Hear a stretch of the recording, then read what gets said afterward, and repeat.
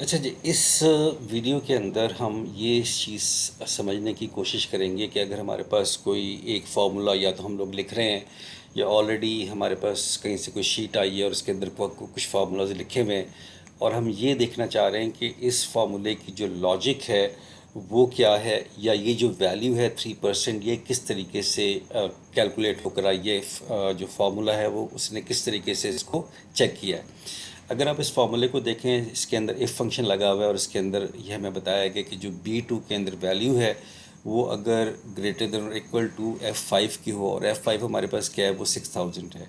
तो अगर ये हो तो फिर ये किस तरीके से इवेलुएट होगा। अगर ये ट्रू होगा तो आंसर हमारे पास ये 10% आएगा, और इसी तरीके से ये आगे की तरफ मूव करना चाहिए। और फ़र्ज़ करें कि ये हमें लॉजिक समझ नहीं आ रही, तो हम इसको समझने की कोशिश करते हैं।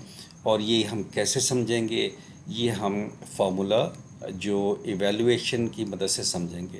तो हम यहाँ पर क्या करेंगे, यहाँ पर हमारा ऑलरेडी फार्मूला लगा हुआ है, हम फार्मूला टैब में जाएंगे, यहाँ पर करेंगे इवैल्यूएट फार्मूला। और जैसे हम इवैल्यूएट फार्मूला करेंगे हमारे पास ये इवैल्यूएट फार्मूला का डायलॉग बॉक्स आ जाएगा।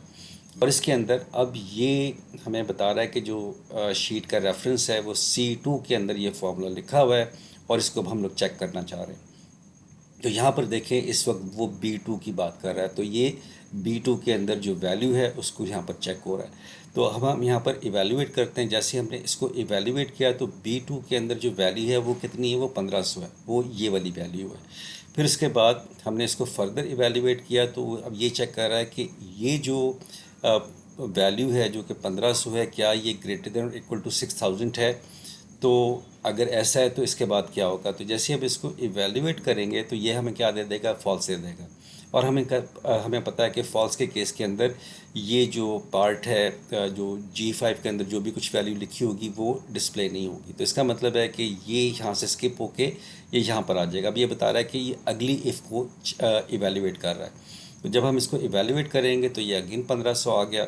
फिर हम इसको इवैल्यूएट करेंगे तो अब बताएगा कि ये जो दूसरी कंडीशन यहाँ पर चेक हो रही है कि 1500, इस सेल के अंदर वैल्यू 1500 है, इसके अंदर 4000 है।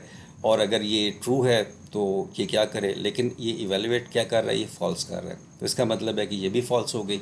अब इसके बाद ये भी स्किप हो जाएगा। इसके बाद हम लोग यहाँ पर आते हैं, अब इफ़ B2, अब इसको दोबारा इवैल्यूएट करते हैं। जैसे हमने इसको इवैल्यूएट किया तो इसने B2 की वैल्यू हमें दे दी। फिर एक दफ़ा और इवैल्यूएट किया तो उसने बताया कि अभी तक ग्रेटर दैन क्या है, 20,000। तो ये भी फॉल्स हो गई।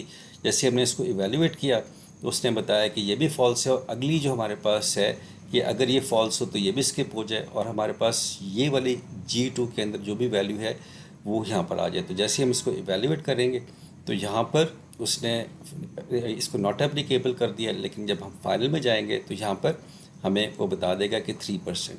तो ये अब आपको बता रहा है कि ये जो वैल्यू है ये किस तरीके से हमारे पास आई है। तो ये जो 3% है, जो कि हमें बताया कि आपका G2 के अंदर जो वैल्यू पड़ी हुई है वो इस तरीके से इस लॉजिक के तहत हमारे पास आई हुई है।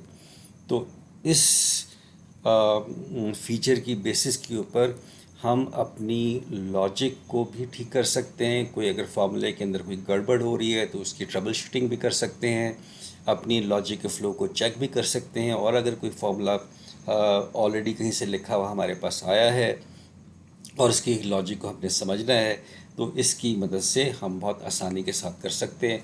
होपफुली कि ये जो इवेलुएट फार्मूला का जो कॉन्सेप्ट है और जो तरीक़ेकार है वो आपको समझ आ गया होगा।